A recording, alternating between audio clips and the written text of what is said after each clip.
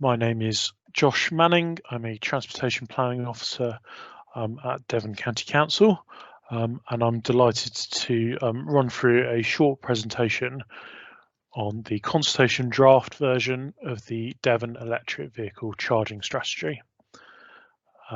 This is the same presentation that was given at the public webinar on the 22nd of November 2022. And we're uploading a copy of this presentation so that people can view it who were unable to attend the webinar.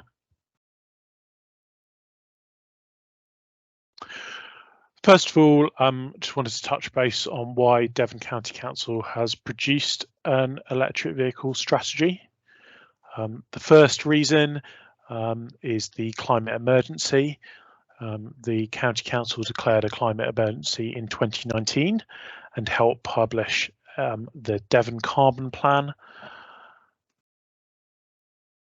Really, EVs or electric vehicles are seen as a crucial part of hitting emission goals or reductions in emissions, but really they're just part of the puzzle. There's clearly a need for a shift towards public transport and walking and cycling as well.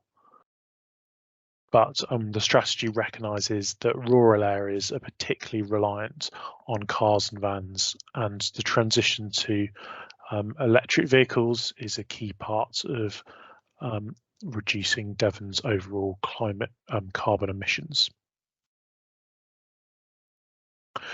Just wanted to say that the electric vehicle strategy doesn't sit in isolation. As a county council, we're developing strategies and plans for infrastructure that cover both walking and cycling and improvements to bus services. So this electric vehicle strategy is just really one of a menu of different plans for the county over the next 10 to 20 years. And these strategies will feed into an umbrella document called Local Transport Plan 4, which is emerging and is forthcoming. Local Transport Plan 4 is being written and being very much influenced by the Devon Carbon Plan.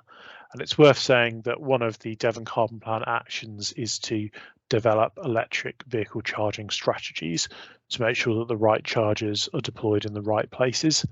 And this consultation draft goes some way to completing that action.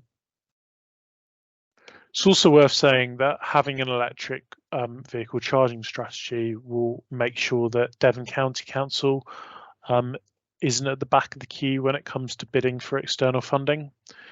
The majority of funding for transport infrastructure schemes comes from outside of Devon County Council's annual transport budget. That is, we bid competitively into central government funding pots to win those for the county, and this EV strategy is again part of the puzzle, really, of helping to ensure that Devon is best placed to secure future rounds of funding. So the core aim of the charging strategy is to help all residents and visitors overcome some of the barriers to EV adoption and increase access to suitable infrastructure. And to do this, to meet this core aim, the strategy reviews existing policy contexts. It summarises current and forecasts future EV uptake and charging provision. Then it reviews how we might practically deliver some of those charge point requirements. And finally, and most importantly, it makes recommendations off the back of that evidence base. So some of the highlights from that process, we're all aware, aren't we, that we're seeing more and more electric vehicles on the roads, and there was an 870% increase in ultra low emission vehicles between 2016 and 2021, and that shows no sign of slowing down. And charge point provision is also increasing rapidly. In January 2022, according to an open data set, there are just over 300 publicly accessible charge points in Devon. But it's clear as well that although provision is increasing, demand's increasing rapidly too. Some of the evidence-based work strategy does is output this graph, which shows that we're forecasting by 2033 there will be more EVs on the road in Devon than petrol and diesel vehicles. So that's quite soon, roughly 10 years. Yeah, the EV fleet will outnumber the internal combustion engine fleet. And using a range of forecasts, this is a mid-range forecast, the strategy forecast that by 2030 there will be a need for 4,000 fast chargers and 600 rapid chargers in Devon. So that's quite an increase on the roughly 300 or so chargers that are available at the moment at the beginning of this year. Now, those numbers are quite large. The strategy recognises that the private sector is expected to significantly contribute towards meeting those totals. That will happen, it's inevitable, but the local authority will need to particularly intervene where the private sector doesn't wish to invest in order to ensure an equitable rollout and to meet the demand for charge points infrastructure.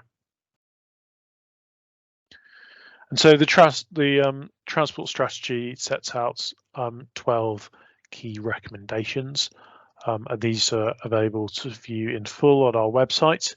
But I just wanted to pull out some of the highlights from them now for your information. So key recommendations: Devon County Council, it's proposed, will help fill gaps in private sector charge point provision. And there's a target there of 2,000 charge points, which will require some level of intervention by the County Council by 2030. And the focus for these 2,000 charge points will mainly be on residential locations, so where people live, charging near people's homes. That's where the majority of gaps in private sector provision are expected to be. Now, this could take a number of different forms. It might look like providing on-street residential chargers, or testing in the short term, pavement gullies so that people can safely and legally run cables from their house to a car parked on the highway. Or it might include delivering off-street residential hubs, perhaps in off-street locations such as public car parks near to where people live. The areas where intervention will focus on are guided by a couple of maps. So this map shows where we're forecasting EV uptake to be highest. Clearly, where people have lower access to off-street parking, that's also where there might be a need for the public sector to intervene. And where there are gaps in private sector supply and demand, and all of these maps are available for you to pore over on our website.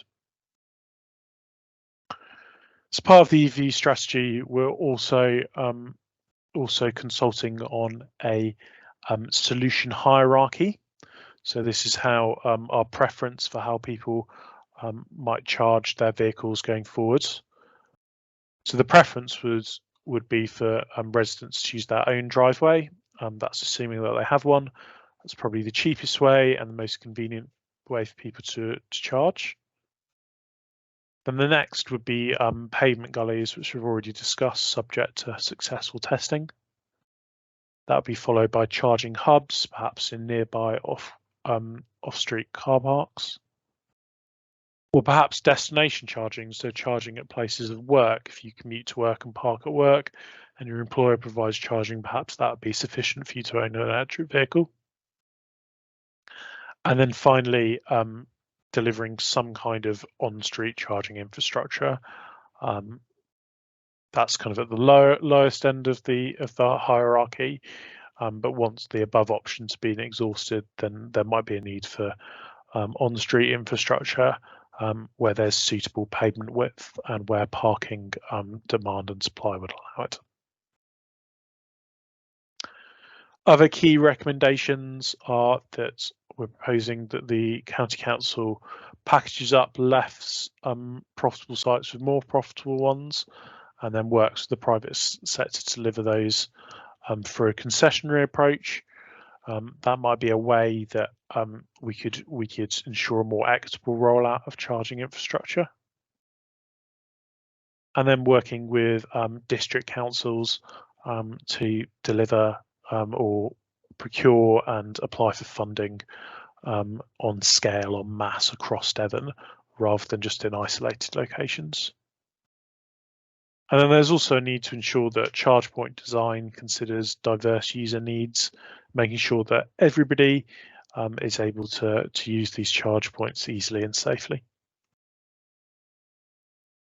So really the headline from this presentation is that we are consulting on this strategy.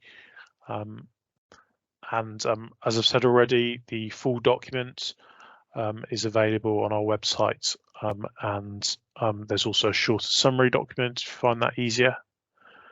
The consultation is open and it runs till the 16th of December, so still time to feed into the consultation. And if you're unable to access resources online, or you know somebody who isn't, then resources are available at every library in Devon. What will happen is we'll then analyse all these responses. In due course, we'll then publish a consultation report, which will be available for everybody to see, which will set out exactly how people viewed the strategy, and we'll use those responses to make amendments to the strategy. Brilliant. Thank you so much for listening.